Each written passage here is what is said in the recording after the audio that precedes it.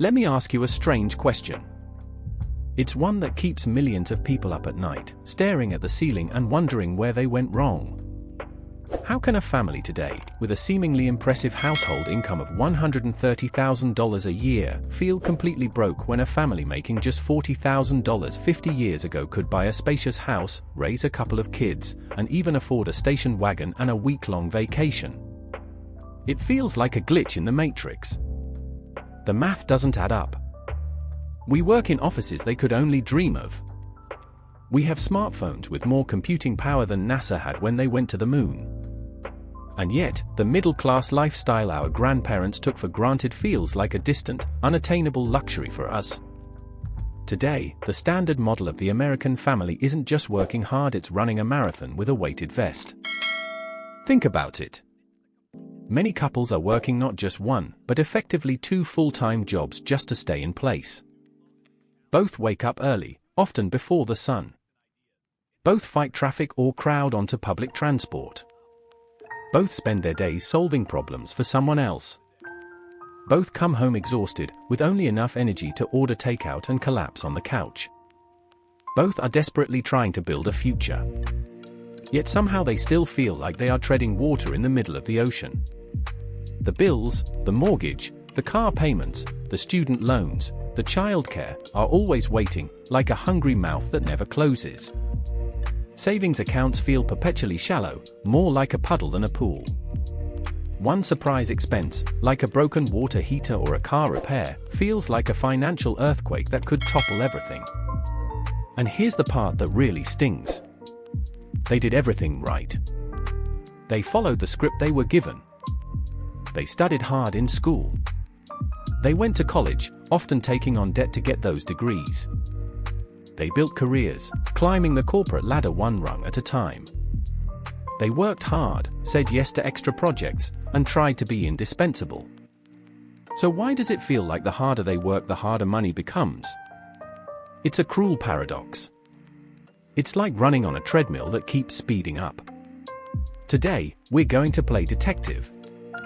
We're going to pull back the curtain on something most people never see, a hidden force that's silently and systematically trapping millions of hardworking families.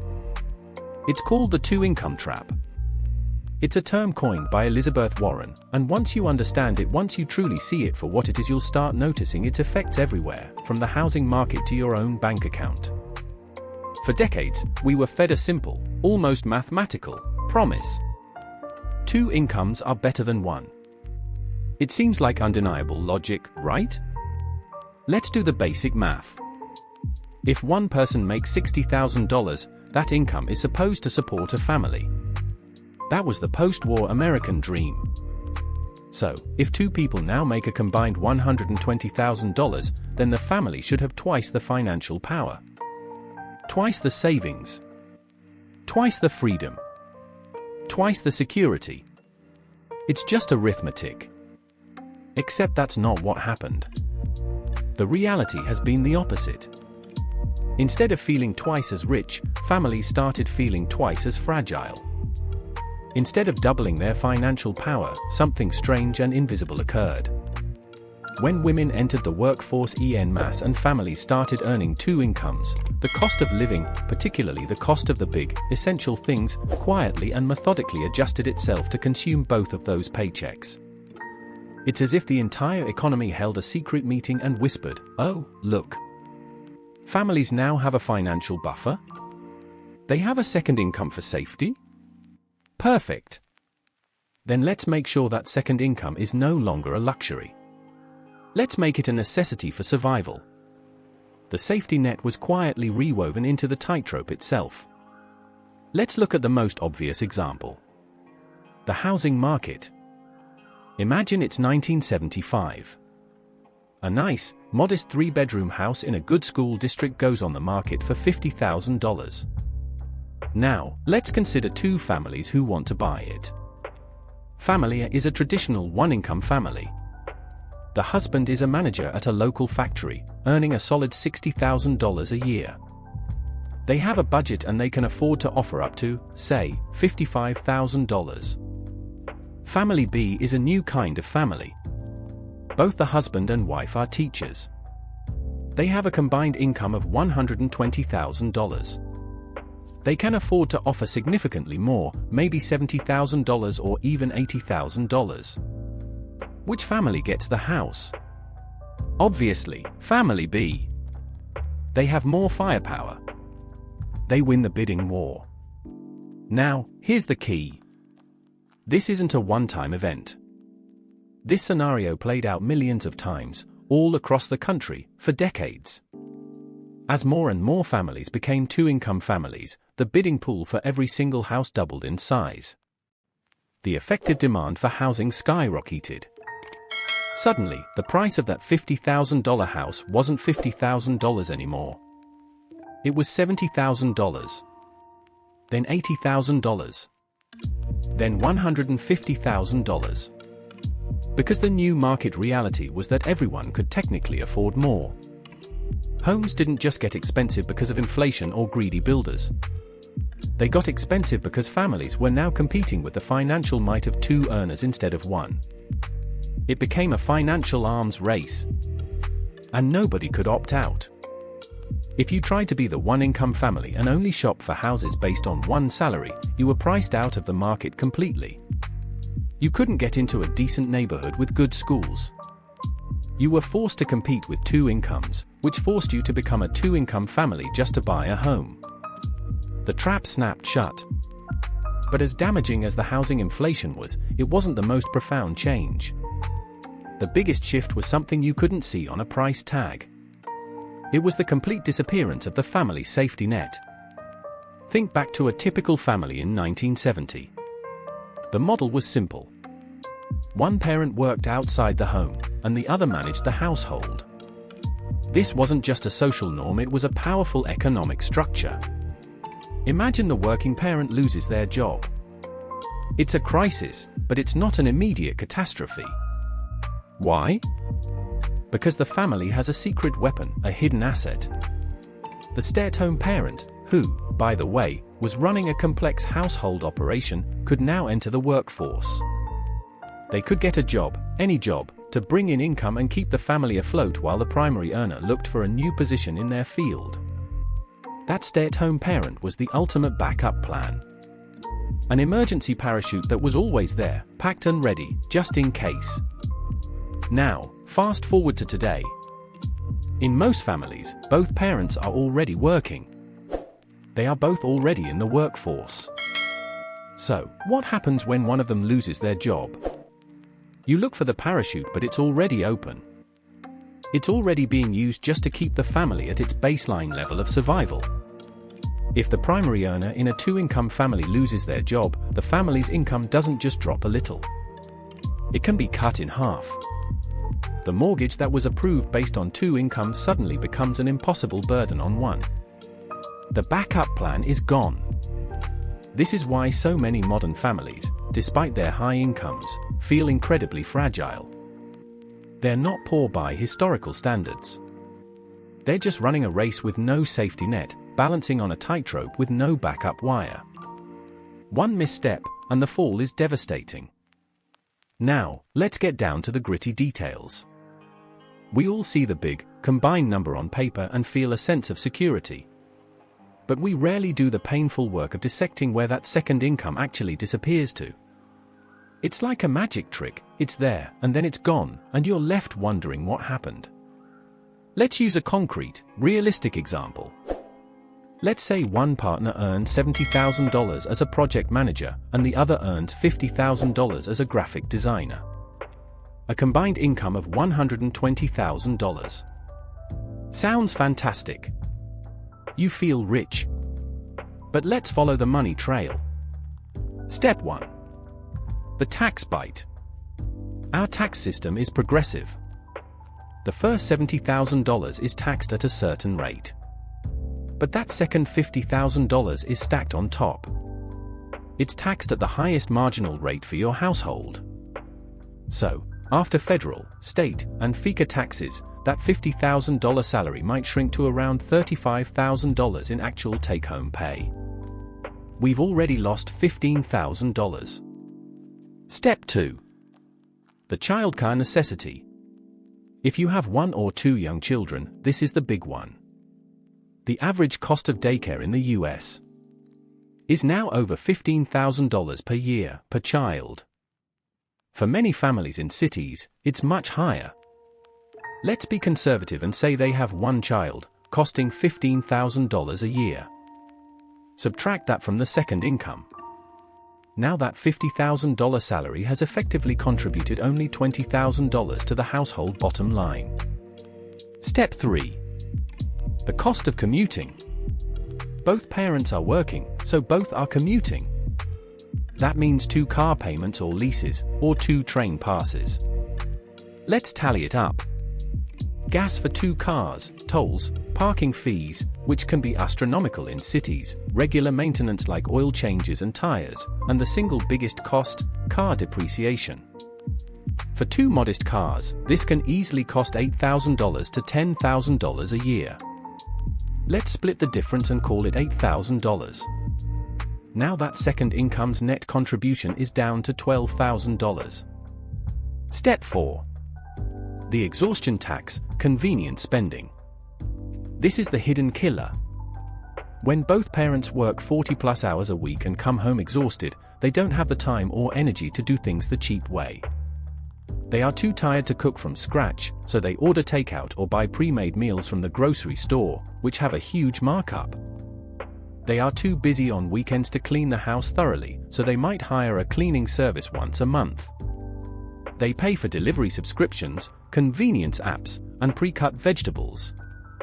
This convenient spending can easily add an extra $5,000 to $10,000 per year to the household budget. Let's add a conservative $5,000. Now, let's do the final math. That second job, which brought home a gross salary of $50,000, has netted the family, after taxes, work-related expenses, and the cost of buying back their own time, just a few $1,000s. Someone is working a full-time job, spending 40+ hours a week away from their family, dealing with work stress, and the household's net financial gain from all that effort is maybe $7,000 a year. It's an eye-opening realization. The second income isn't making you wealthy, it's just barely covering the enormous costs that having 2 working parents creates. This brings us to a crucial concept: the hidden tax of exhaustion. There's a cost that doesn't show up on any receipt. It's the cost of your depleted energy. When both parents are running on fumes, the entire household operates in a deficit. Cooking a healthy, cheap meal from scratch requires planning, shopping, and an hour of active effort. When you're exhausted, you order a $40 pizza. Cleaning the house yourself requires a Saturday morning of work. When you're exhausted, you pay someone $120 to do it. Planning a budget and negotiating bills requires mental clarity. When you're exhausted, you just auto-pay and hope for the best. The modern economy is perfectly designed to exploit this exhaustion. It's an exhaustion economy. It loves tired, busy, overworked people. Because tired people are impulsive. Tired people are willing to pay a premium for convenience. Tired people buy solutions instead of doing the work themselves. The second income isn't just going to taxes and commuting, a huge chunk of it is going straight into the pockets of companies that profit from your lack of time and energy. Now, here's the most dangerous psychological trap of all: the illusion of prosperity. When a couple looks at their bank account and sees a combined income of $120,000, it looks like prosperity. They feel wealthy. They feel successful. So, they make life-altering financial decisions based on that big, shiny number. They say, we can afford the bigger house with the better school district. They finance the 2 newer, more reliable cars so they don't have to worry about breakdowns. They increase their lifestyle spending, nicer dinners out, a vacation, new gadgets. They are building a life that perfectly matches their income. The banks and mortgage lenders are more than happy to encourage this. The bank looks at their steady combined income and says, yes, you absolutely qualify for this $400,000 mortgage. Congratulations! And technically the bank is right. The math works. As long as both incomes continue, uninterrupted, forever. But life doesn't work that way. It's messy and unpredictable. People get sick and can't work. Companies have layoffs and people lose jobs. Children are born and need more attention. Parents age and require care. Burnout hits and someone needs a break. The moment one of those incomes disappears, even for a few months, the whole beautifully constructed financial house of cards begins to shake. The mortgage that was fine on 2 incomes is crushing on 1. The car payments are now a burden. The credit card debt from that affordable lifestyle starts to spiral. The family that did everything right is now one pink slip away from disaster.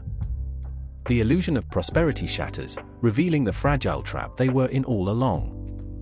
So, if the 2-income trap is the problem, what's the solution? Is it for one parent to quit their job and go back to 1950? No, not at all.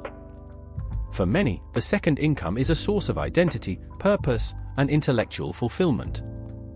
The goal isn't to eliminate it. The goal is to neutralize the trap. The solution is a complete mindset shift. Instead of building your life on a foundation that requires 2 incomes to stand, you build a life on a foundation that can survive on 1. This is what we call the 1-income foundation. It means making a conscious decision.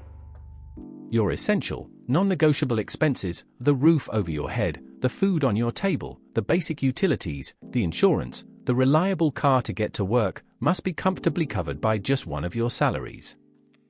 Likely the lower one, to be safe. This is incredibly difficult, especially early on. It means choosing to live in the smaller house or the less trendy neighborhood. It means driving the paid-off car instead of the new SUV. It means cooking at home more often. It means rejecting the constant pressure to upgrade your lifestyle. But by doing this, you transform the second income. It is no longer a crutch needed for survival. It becomes a power tool. A weapon for building your future. That second income, freed from the burden of survival, can now be used for one purpose: to build real wealth. It can be funneled entirely into aggressive savings, a diversified investment portfolio, a substantial emergency fund, 6 to 12 months of expenses, paying off debt, like the mortgage or student loans, at an accelerated rate, funding a 529 college plan for your kids. You are no longer working just to stay afloat. You are working to build a ship. Now, imagine the compound effect of living this way for 5, or even 10, years. You've been living frugally on 1 income. You've been taking that entire second income and investing it consistently in low-cost index funds or rental properties. You've avoided the temptation of lifestyle inflation. You've built a significant emergency fund. After a decade, something powerful and life-changing happens. Your investments, your portfolio, your rental income, your side hustles, begin to generate a meaningful amount of income on their own. You are no longer just a worker, you are also an owner. Now, your household isn't just supported by income 1 and income 2. It's supported by income 1, the primary job, income 2, the second job, investment income, your money working for you. Suddenly, your family has something most people only dream of: options. Now, if one partner is miserable at their job, they don't have to stay. They have a cushion. They can quit, take a lower paying but more fulfilling job, or start that business they've always talked about. If a child needs more attention, one parent can choose to step back from work for a few years, knowing the household isn't going to collapse. If a parent gets sick, you have the financial margin to care for them. You have painstakingly, dollar by dollar, rebuilt the safety net that the modern economy so casually removed. You have bought back your freedom. Most people, when they think of wealth, picture a life of luxury. They see massive mansions, a garage full of exotic sports cars, and lavish, globe-trotting vacations. They see stuff. But real wealth, the kind that actually changes your life, is something far simpler and more profound. Real wealth is options. It's the ability to wake up in the morning and genuinely say, not in a dramatic way, but as a quiet, powerful truth. I don't have to do this today. I don't have to stay in this job. I can choose something else. Flexibility is wealth. Having margin in your budget, money left over at the end of the month, is wealth. Peace of mind, the deep knowing that a surprise expense isn't a crisis, is the ultimate wealth. The two-income trap tricks you into chasing a bigger number. Escaping it teaches you to chase control. The two-income trap isn't a story about lazy people or bad budgeting. It isn't a moral failing. It's a story about a system, the complex web of housing markets, tax codes, and social expectations that quietly and effectively expanded the cost of living to absorb the economic power of two salaries. The rules of the game were changed, but no one sent out a memo. Families didn't become more reckless than their parents or grandparents. They are playing by the same rules, working just as hard, if not harder. The rules themselves simply changed. But here's the empowering part. Once you understand the new rules, you can stop being a victim of the game and start playing a different one. A smarter one. Instead of chasing a bigger income number to buy more stuff, start chasing bigger flexibility. Instead of spending every dollar that comes in, start protecting your financial margin like your life depends on it, because it does. Instead of measuring your success by the size of your house, measure it by the strength of your safety net. Because true financial freedom was never about making the most money. It was always, and will always be, about keeping the most control over your own life. If this video reframed the way you think about money and work, if something clicked in your mind, please make sure to hit that subscribe button right now.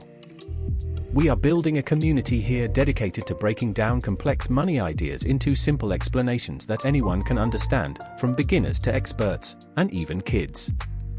Because the more people who understand how money really works, the hidden traps and the paths to escape them, the harder it becomes for the system to trap anyone at all. And before you click away, I want you to do one thing. Go down to the comment section and write these two words. Freedom income. Just write it. It's a simple reminder for yourself and for everyone else here.